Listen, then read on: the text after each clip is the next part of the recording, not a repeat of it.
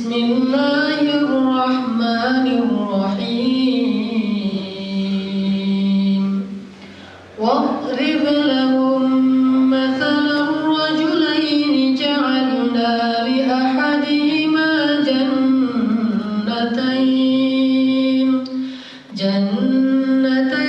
min a'nabin wa hafafnahuma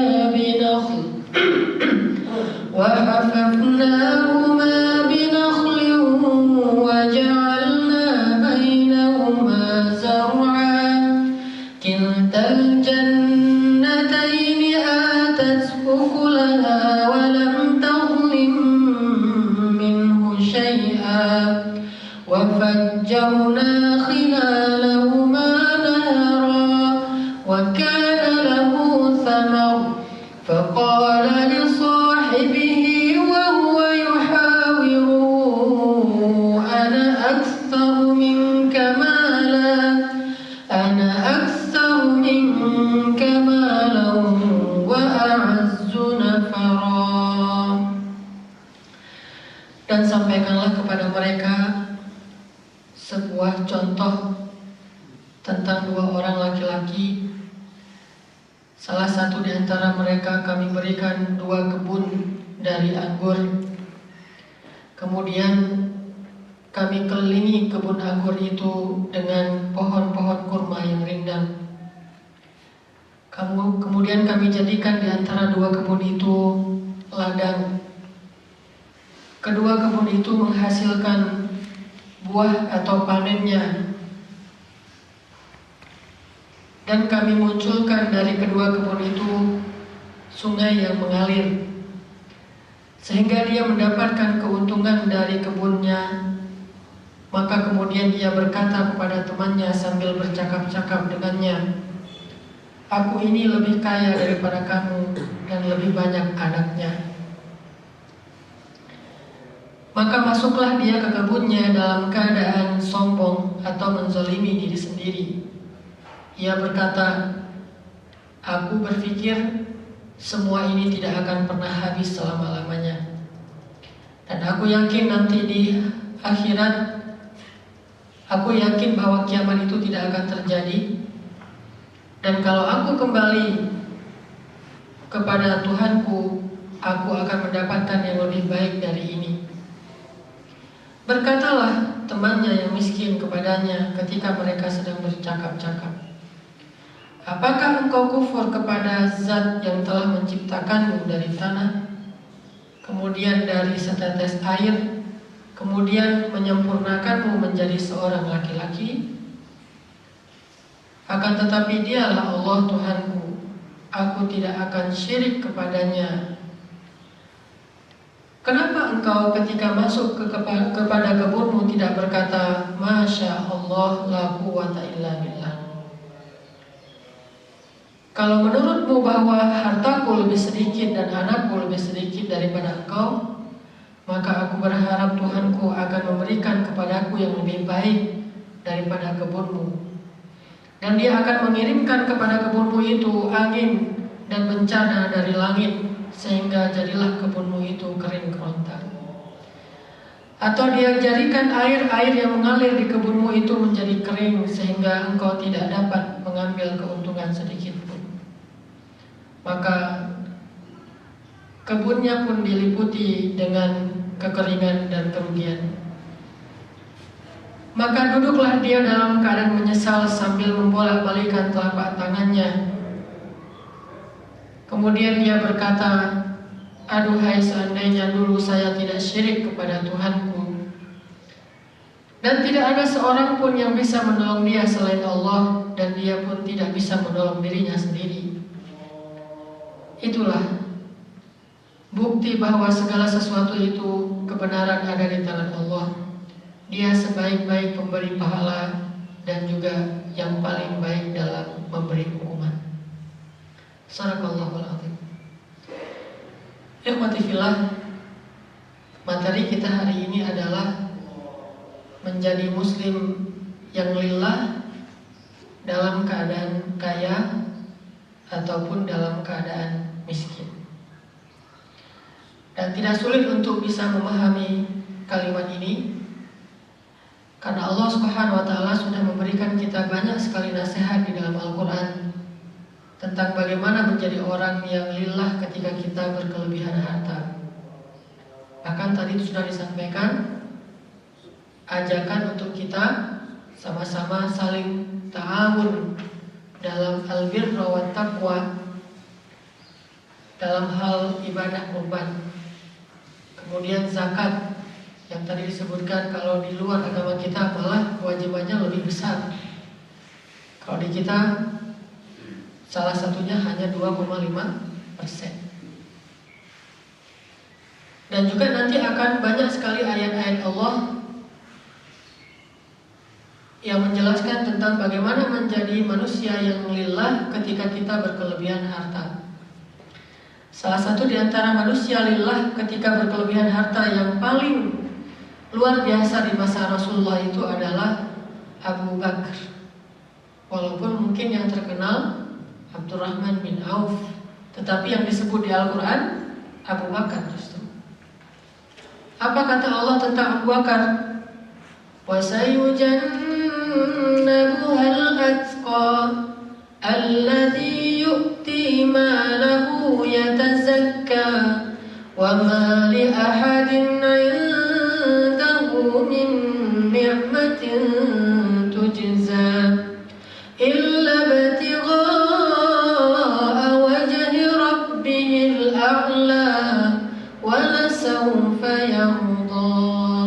Ini satu paragraf ini yang Allah maksudkan adalah Abu Bakar. Tapi pelajarannya untuk semua yang pengen seperti Abu Bakar. Apa yang Allah berikan untuk Abu Bakar? Wasayujannabuhal atqa. Dia akan dijauhkan dari api neraka karena dia yang paling bertakwa. Kalau ada ayat inna akramakum indallahi atqakum, inilah atqa. Orang yang paling mulia di antara kalian di sisi Allah yang paling bertakwa. Maka siapa yang paling bertakwa? Allah sendiri mengatakan al-atqa di sini adalah Abu Bakar. Allah menjamin dia akan terbebas dari api neraka, enggak akan masuk api neraka. Kenapa? Alladzi yu'ti malahu yatazakka. Dia memberikan hartanya itu enggak pernah sedikit. Inilah manusia lillah ketika dia kaya. Dia memberikan hartanya enggak pernah sedikit. Dia kaya, jatuh miskin gara-gara berinfak. Kaya lagi, jatuh miskin lagi gara-gara berinfak. Kaya lagi, jatuh miskin lagi berkali-kali. Awalnya kaya, masuk Islam, akhirnya membantu Nabi dalam dakwah dengan cara membebaskan budak-budak yang paling terkenal bernama Bilal, jatuh miskin. Habis hartanya untuk membeli budak lalu dimerdekakan. Kaya lagi, nabinya diboikot, yaitu pemboikotan terhadap Bani Hashim. Bantu Nabi selama 3 tahun, menafkahi gak 1-2 orang, menafkahi lebih dari 100 orang setiap hari dikasih makan oleh Abu Bakar. Lebih dari 100 keluarga Bani Hashim dikasih makan oleh Abu Bakar setiap hari. Dibantu oleh Umar, dibantu oleh yang lain, tapi yang paling banyak kasih itu Khadijah dan Abu Bakar. Sehingga 2 orang ini jatuh miskin lagi. Itu gak ngurus 1-2 orang, kayak kita ngurus pengungsi, coba gimana? Kan Bani Hashim itu mengungsi selama 3 tahun. Kayak sekarang orang mengungsi dari Palestina, mengungsi dari Irak, mengungsi dari Suriah. Kan jumlahnya banyak. Dan mereka gak punya pekerjaan, kebutuhannya tinggi. Dan bukan cuma makan, berbagai macam kebutuhan yang lain. Semuanya dipenuhi oleh 2 orang ini, Khadijah dan Abu Bakar. Sampai jatuh miskin, habis-habisan miskin. Kaya lagi, hijrah, tinggalin semuanya untuk hijrah, miskin lagi. Kaya lagi di Madinah, ada perang Tabuk, habisin semuanya hartanya, miskin lagi. Terus kayak gitu. Apa enggak Allah katakan al-atqa? Inilah idealnya, inspirasinya seorang yang muslim lillah ketika dia berkelebihan harta. Memang apa yang diberikan Abu Bakar itu bukan standar syariat, sehingga difatwakan semua orang kalau ngasih itu harus semuanya. Enggak juga, karena dia inisiatif pribadi beliau, ihsan beliau pribadi, dan gak bisa dipukul rata harus semuanya kayak gitu, enggak. Tetapi kalau beliau bisa yang kayak gitu, harusnya kita juga bisa, walaupun tidak harus seperti itu persis.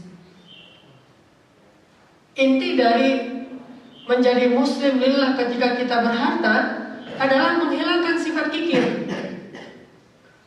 Dan itu bentuk dari tidak cinta dunianya seseorang.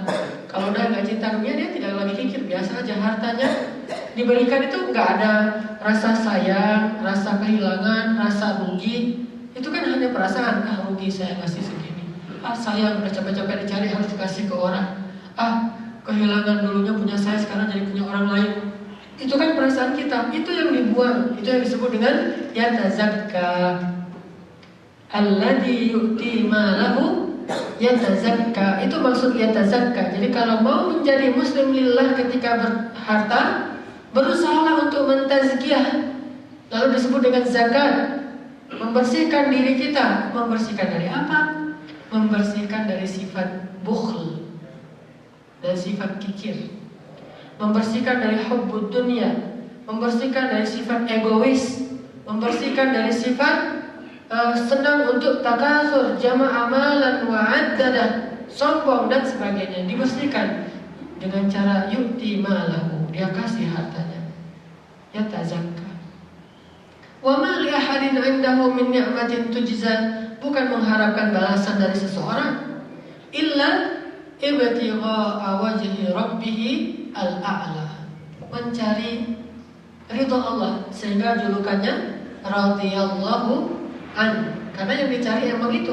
Kalau yang dicarinya harta, Allah kasih harta. Kalau yang dicarinya wanita, Allah kasih wanita. Kan innamal a'malu binniyat. Tapi kalau yang dicarinya ridha Allah, Allah kasih dia ridha Allah dengan kalimat R-A titik radhiyallahu an.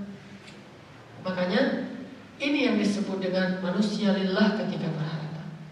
Ada lagi adegan lain gimana semangat sahabat menjadi lillah dengan hartanya. Harta ini lillah. Lillah di sini artinya milik Allah, bukan milik kita. Allah lah pemilik sejati harta itu. Ketika Allah minta sedikit, Allah nggak minta semua, minta sedikit. Maka kita seperti orang yang ketitipan harta, terus yang nitipnya minta lagi. Coba gimana reaksi kita? Marah-marah? Kikir? Ini mah punya saya. Itu kan orang yang aneh. Analogi yang saya senang banget itu analogi seperti seorang tukang juru parkir. Dititipkanlah kepada dia itu mobil Alphard, Mercedes, BMW, mobil-mobil mewah dititipin ke dia. Yang harganya paling murah itu 1,5 miliar misalnya. Dititipin, ditaruh. Terus tiba-tiba orangnya datang, ngambil lagi mobil itu. Gimana reaksi tukang parkir? Malah dia senyum. Dengan rela dia akan tuntun supaya mobil itu bisa keluar tanpa lecet. Terus nanti dia cuma dikasih paling banyak 5.000 rupiah.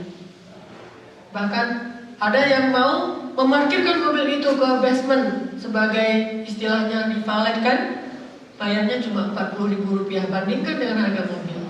Coba pergi ke TSM, valet gitu, langsung ke depannya di lobi, terus kita turun, datang orang-orang valet itu, petugasnya bayar tiket 40.000, diparkirin, tadi mana pokoknya kita tanggung bereskan ya. Ntar pas kita datang, minta lagi, emang dia marah. Enak aja, ini kan mobil saya kan, enggak gitu ya. Orang saya udah capek-capek parkirin, saya nyetirin sendiri. Kan gak gitu, ini tukang parkir. Tukang parkir aja bisa ridho kepada pemilik mobil. Kenapa kita yang diparkirkan harta oleh Allah gak ridho dengan pemiliknya? Lagi pula Allah gak minta semuanya. Kayak yang tukang parkir tadi kan cuma dikasih 40.000. Kalau ini Allah cuma minta 40.000. Coba bayangkan, dibalik nih ceritanya. Dia parkirin mobil. Terus setelah itu dia datang, Pak, minta dong 40.000-nya mobil itu jadi punya Bapak. Coba bayangin. Apa nggak senang tuh? Nggak mau saya 40.000. Orang yang mobil saya semuanya kan lebih aneh lagi nih. Diambil semua aja dikasih 40.000 ridho, apalagi dikasih semua cuma diambil 40.000, 40.000 lebih ridho lagi. Tapi kita enggak, malah kita mengeluh dengan angka itu. Dimintai sedekah, sukarela. Allah nggak minta paksa. Terserah mau kasih berapa, tapi Alphard ini punya kamu. Terserah kamu mau kasih berapa. Wah, kita mah 1 juta juga kita kasih. Orang Alphard harganya miliaran, mendingan kasih, 1 juta, kasih aja. Ntar kan masih dapat yang gede. Ini Allah cuma minta sedikit. Itulah analoginya. Allah cuma nitipin harta ke kita, terus Allah minta, tapi gak semuanya, sebagian kecil doang. Dan itu juga Allah ganti lagi nanti. Wa may yuqridullaha qardan hasanan. Siapa yang meminjamkan kepada Allah pinjaman yang baik, Allah lipat gandakan lagi pula. Ini Rahman banget, Karim, sangat dermawan Allah itu. Inilah lillah, kita harus pahami hakikat itu. Sebetulnya kan istilah lillah itu memahami hakikat.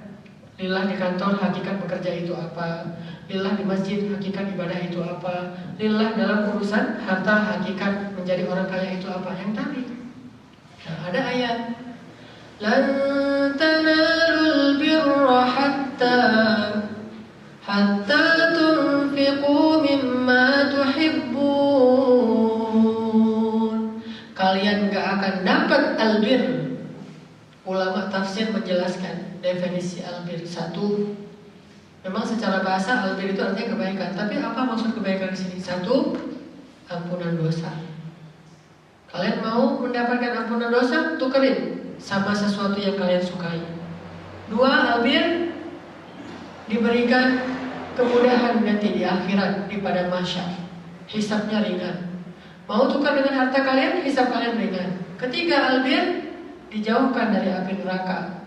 Dan yang puncaknya albir diberikan surga. Dan yang lebih tinggi lagi, ridha Allah Subhanahu wa taala. Itu albir, semua itu masuk. Lan tanalul birra. Caranya gimana? Hatta tunfiqu mimma tuhibbun. Dan sahabat sekali dengar ini udah langsung ngerti, nggak perlu tafsir. Mereka udah paham karena orang Quraisy. Pas dengar lan tanalul birra hatta tunfiqu mimma tuhibbun. Langsung mikir, apa ya yang saya paling suka dari harta saya? Mikir, semuanya pada mikir. Udah gitu pulang. Tiba-tiba pada datang bawa harta, ada yang bawa onta, ada yang bawa emas, ada yang bawa, kalau bahasa kita mah sertifikat kebun, ada yang bawa BPKB gitu ya. Kalau bahasa kita datang semuanya, ya Rasul, ini yang paling saya suka, wakafin. Ini yang paling saya suka, wakafin. Dan sebagian besar mereka justru balik lagi hartanya kepada dia, karena objek yang dia wakafin itu untuk dirinya sendiri, dapat pahala plus dapat wakaf. Ini namanya menjadi lillah ketika berharta. Menjadi lillah ketika berharta juga, jangan sampai harta kita itu menghalangi kita dari Allah. Nah, itu juga pernah terjadi pada diri Umar bin Khattab. Dia lagi ngurus-ngurus kebunnya, saking asiknya mengurus kebun, akhirnya telat sholat. Akhirnya karena kebun telah menghalangi dia dari sholat, dia sedekahkan kebun itu fi sabilillah. Pernah nggak kita datang ke masjid, ketemu ketua DKM, Pak, ini JPKB mobil saya. Karena apa ini? Saya mau sedekahin. Kenapa disedekahin? Ini gara-gara mobil ini saya jadi telat sholat. Soalnya saya lagi sibuk nge-wax, spuring, balancing. Akhirnya sholatnya telat, saya sedekahin. Kan kita nggak sampai segitu ya. Ya kalau nggak gitu minimal janganlah pula harta menghalangi kita dari ketaatan kepada Allah. Gara-gara kita udah lebih harta, akhirnya kita sering jalan-jalan terus sholat jadi telat terus. Sering berfoya-foya akhirnya mubazir. Ini gara-gara kelebihan harta. Mana ada mubazir bagi orang miskin? Orang miskin kan gak pernah mubazir kan? Justru yang mubazir itu kalau kelebihan harta. Muncullah sifat mubazir. Jadi kurang menghargai harta. Butiran beras itu tidak lagi berharga.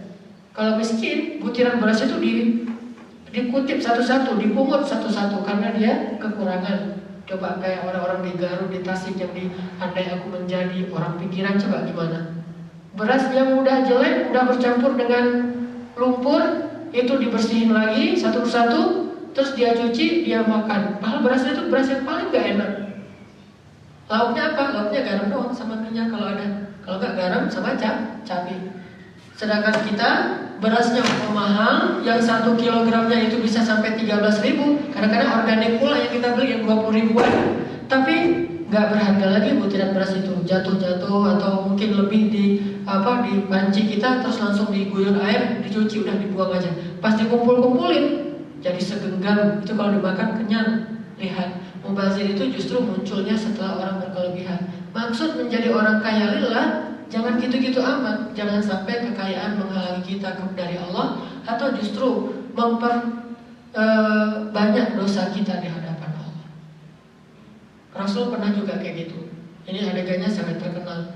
Nabi lagi sholat, teringat perhiasan di rumah istrinya. Ada perhiasan di rumah istrinya, emas, entah perak. Beliau teringat, jadi mengganggu sholat beliau. Selesai sholat, Nabi langsung jalan melangkahin sahabat, nggak ada permisi-permisi, dia aja langsung pergi.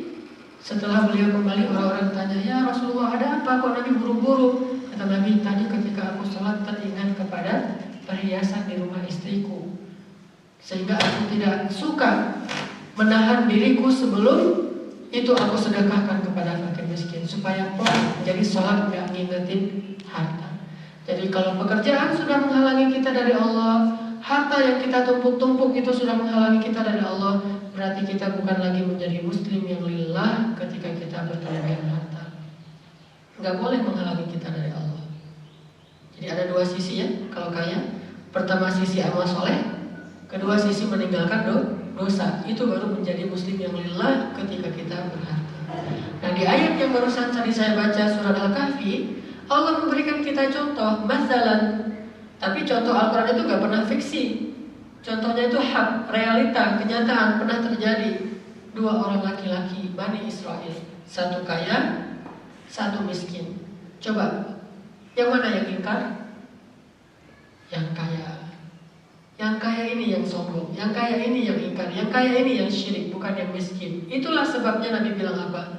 Bukanlah kelaparan yang aku takutkan kepada kalian, tetapi ketika Allah sudah memudahkan urusan kalian, memberikan kalian kebutuhan, ghanimah, kaya, itulah yang aku khawatirkan, sehingga kalian sedikit demi sedikit menjauh dari Allah. Benar.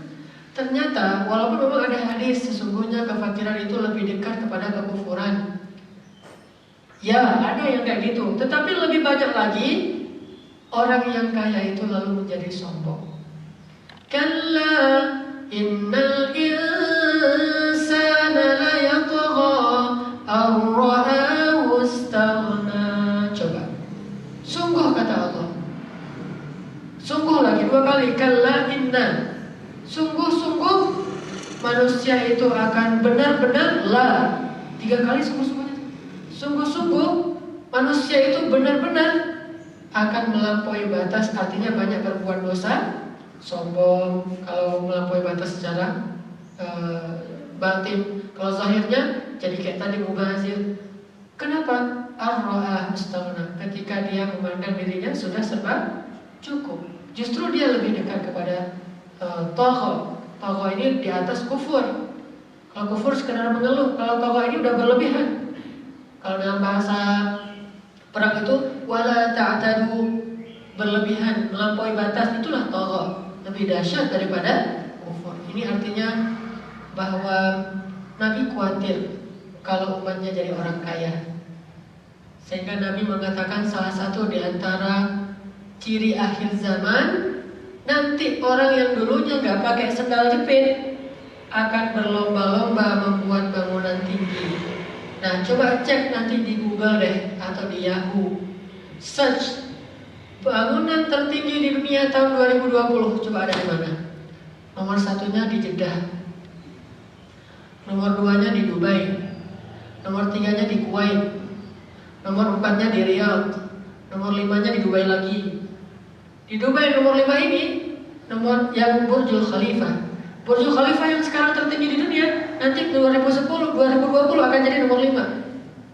Sekarang tertinggi di dunia, hampir 1000 km tingginya, 1000 meter tingginya. 1 kilo, hampir 900 sekian gitu. Tapi nanti 2010 sekitar 6 tahun lagi, itu akan berada di peringkat yang kelima. Nomor 1-nya udah di Jeddah, 1,5 kilo. Habis itu di Dubai lagi. Di Dubai akan dibangun bangunan lebih tinggi daripada Burjul Khalifah. Lebih tinggi daripada Burjul Khalifah. Bentuknya kalau yang di Jeddah mirip dengan Burjul Khalifah. Kalau di Dubai nanti bentuknya mirip-mirip dengan yang ada di Kuwait. Baru nanti yang keempatnya ada di Riyadh. Riyadh itu kayak di film Lord of the Ring, bangunan yang si Raja Sauron itu. Kayak gitu tuh bangunannya, menyambut kedatangan Dajjal. Ini yang dikhawatirkan Nabi SAW kepada umatnya. Karena pada saat itu terjadi, kalian akan menjadi jauh dari Allah dan lemah walaupun kalian berlimpah harta. Hadis apa lagi tentang kekayaan yang Nabi khawatirkan? Sehingga dimasukkan dalam hadis-hadis akhir zaman. Kalau ada hadis akhir zaman, ini menunjukkan bahwa halnya negatif. Hal itu walaupun bukan dilarang, tapi ini menunjukkan krisis gitu. Ternyata bangunan tinggi itu bukan kemajuan menurut bahasa Nabi, justru krisis akhir zaman. Apalagi tidak terjadi kiamat kecuali bangunan di sebelah Ka'bah ini lebih tinggi daripada Ka'bahnya. Udah terjadi. Bahkan udah lama tuh, sejak adanya Hilton, Darul Tauhid, kemudian ada bangunan istana raja di Jabal Qubais, dan sekarang yang terakhir Burjus Sa'ah, tower jam yang lebih tinggi dari semuanya. Jadi yang lain jadi kayak kaki dia tuh, selututnya dia. Sehingga dari jarak sekian kilo udah kelihatan. Kalau terdengar suara azan, maka dia akan ditembakkan lasernya ke langit itu, sehingga dari jarak berapa puluh kilo itu kelihatan cahaya hijau ke langit, berarti sudah azan. Masjidnya sudah azan.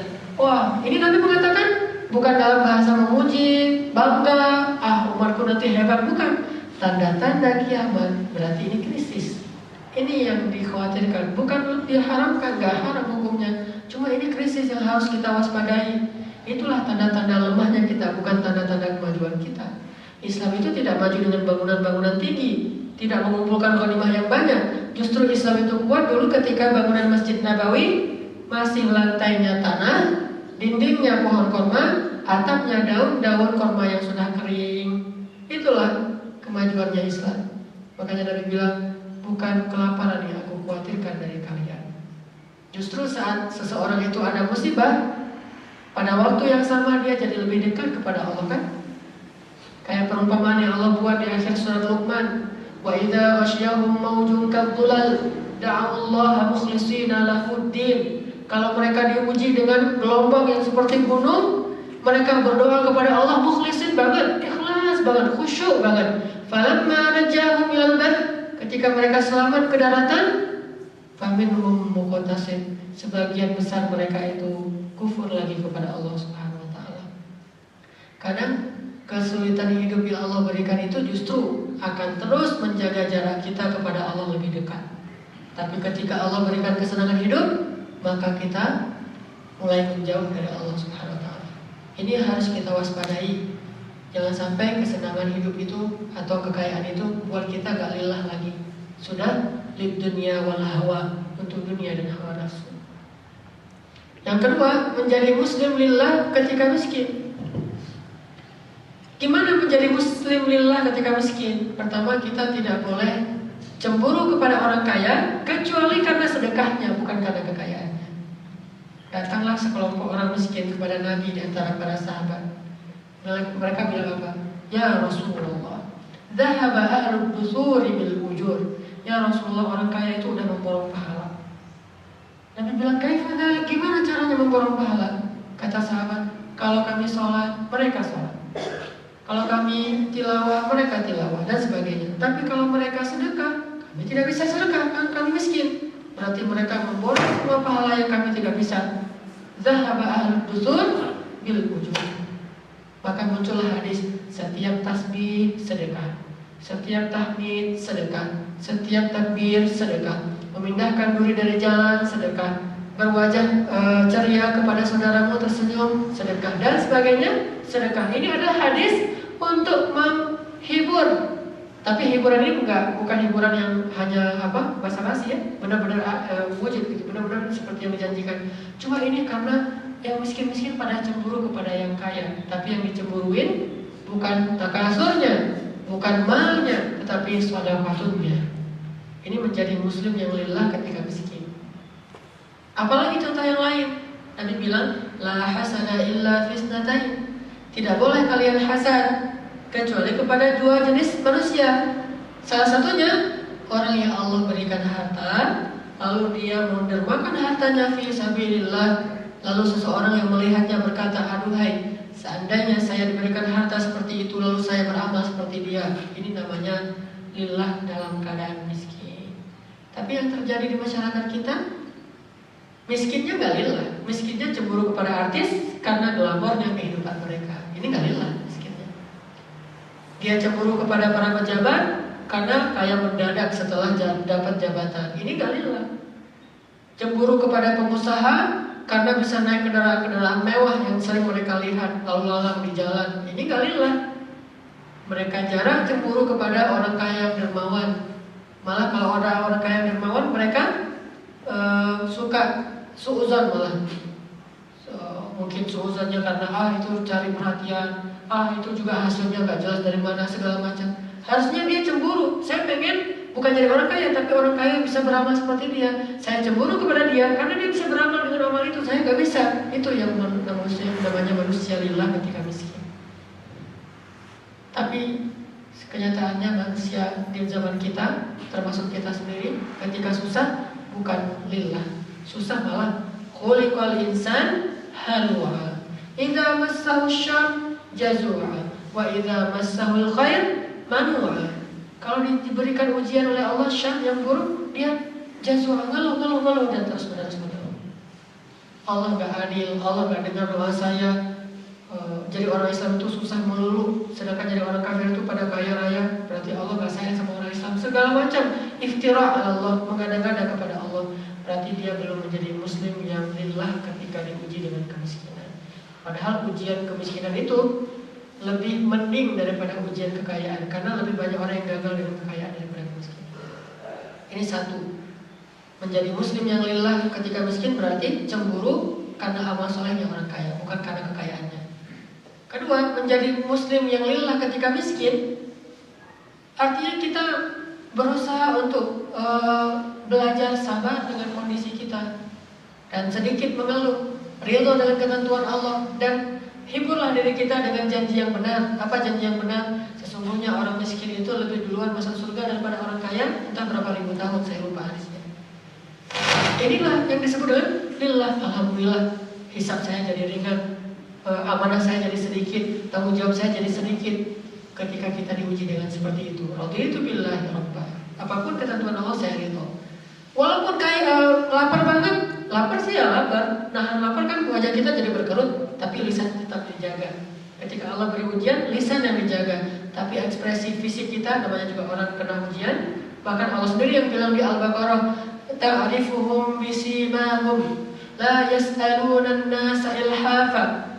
Kalau kamu mau tahu siapa orang miskin, kamu gak bisa tahu dari pekerjaan mereka, tapi kamu tahu dari raut wajah mereka yang memprihatinkan, yang susah, penampilan mereka yang jelek. Tapi mereka gak pernah minta-minta, karena mereka ilhafa, karena mereka iffah, menjaga kehormatan. Itu muslim yang lillah ketika miskin. Gak meminta-minta, karena meminta-minta itu hukumnya haram. Meminta boleh, meminta-minta gak boleh. Meminta bantuan, berhutang, minta tolong, segala macam boleh. Tapi meminta-minta berarti sudah menjadikannya sebagai profesi. Semua ulama sepakat haram karena Allah sendiri mengatakan mereka tidak meminta-minta secara paksa karena mereka menjaga kehormatan. Itu muslim yang lillah. Sabar dia dengan kondisi kayak gitu. Walaupun terus berusaha, tapi dia sabar. Dia ridho dengan ketentuan Allah. Masih ingat kisah seorang sahabat namanya Abi Hurairah, panggilannya Abahir. Dia sujud di mihrabnya Nabi yang sekarang udah jadi raudhah tempat mustajabah doa. Dia sujud di situ, tapi arahnya tuh nggak ke arah kiblat, menyalahi kiblat gitu sujudnya, sujud gitu lama. Sahabat-sahabat pada melihat ini, Abu Hurairah pingsan atau tidur atau sujudnya terlalu khusyuk, tapi kok arahnya salah. Digugahin sama sahabat pakai kaki, hei Abahir bangun, nggak bangun, dikirain tidur, udah ditinggalin. Datanglah Nabi tahu banget, sehingga Nabi bilang, ya Abahir kamu lapar. Ya Rasulullah, ternyata Abu Hurairah itu sujud bukan sujud ibadah, sujud gak kuat lagi duduk saking laparnya. Tapi gak pernah ngeluh. Orang-orang datang dia bilang saya lapar Pak, udah berapa hari gak makan Pak, gak. Diam aja tuh sambil nahan lapar yang sangat luar biasa dengan cara sujud. Udah gak sanggup bangun, jangankan bangun duduk aja gak kuat, saking laparnya cuma minum air aja, sujud meringkuk kayak tukang becak meringkuk di becaknya. Datang Nabi, ya Abahir kamu lapar? Ya Rasulullah sini. Dibawa masuk ke rumah Nabi. Kemudian kata Nabi, ada susu di rumah. Ada susu seteko gitu, teko kecil. Ya Abahir, panggillah orang-orang yang ada di Darus Sufah. Di samping Masjid Nabawi itu ada sebuah rumah kecil, tempat menampung orang miskin, namanya Darus Sufah. Nah dipanggillah orang-orang banyak. Udah Abu Hurairahnya lapar banget, suruh manggil orang pula. Abu Hurairah panggil. Dipanggil orang-orang di Darus Sufah, ngumpul semua di rumah Nabi. Terus kata Nabi, bagikan air ini kepada mereka, susu. Satu gelas kan orang dulu kan minumnya segelas gantian. Dibagiin. Semuanya udah pada minum. Duduklah Rasulullah dengan Abu Hurairah berhadapan-hadapan. Sekarang giliran kamu ya Abahir, minum satu gelas penuh. Tuangin lagi sama Nabi, minum lagi, dituangin lagi, minum lagi sampai kenyang. Sampai kata Abi Hurairah, ya Rasulullah udah gak kuat, udah terlalu kenyang. Baru Rasulullah minum. Lihat, mereka miskin, tapi gak pernah ngeluh, biasa-biasa aja. Kalau mereka mengeluh itu karena mereka tidak bisa beramal soleh dengan kemiskinannya. Contoh tadi gak bisa sedekah, atau yang lain lagi mereka mengeluh nangis gara-gara miskin. Kenapa? Gara-gara mereka miskin gak boleh ikut jihad, soalnya gak ada kendaraan, jihadnya jauh. Pada nangis, bukan nangis kemiskinan, nangis gak bisa jihad. Itu namanya muslim yang lillah ketika miskin. Ini mindset yang harus kita ubah. Inilah Bapak Ibu ikhwati fillah, menjadi muslim lillah ketika kita berharta ataupun ketika kita diuji dengan kefakiran. Mudah-mudahan ini bisa menambah wawasan kita, iman kita, dan mengubah mindset kita biar lebih lurus, mustaqim dalam melihat hidup dan kehidupan kita, sehingga kita bisa berada di bawah naungan ridho Allah Subhanahu wa taala. Barakallahu li wa lakum. Wassalamualaikum warahmatullahi wabarakatuh.